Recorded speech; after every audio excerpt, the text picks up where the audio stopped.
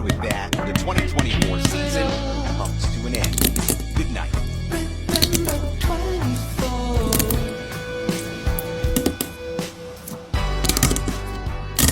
Ang dami nilang na-achieve. May na-achieve ba ako? Madami kang na-achieve. Nabawasan friends ko. Natira ang tunay. Hindi ako nakapag-travel. Malay mo, next year makapag-travel ka. Wala akong achievements. Sa tingin mo, wala kang na-achieve? Yung natapos mo ang taon na to, isa nang malaking achievement.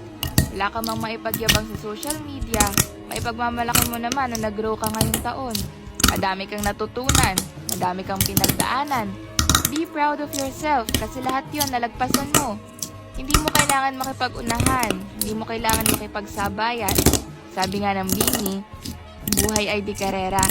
Darating din ang oras mo, malay mo, sa 2025.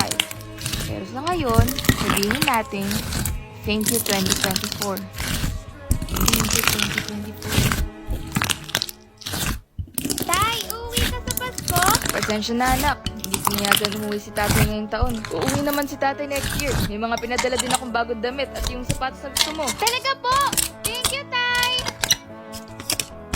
Tay, hindi ka naman pinayagan makauwi sa Pasko. Hindi anak eh. Wala rin budget si tatay sa ngayon pero pinadalan kita ng laptop.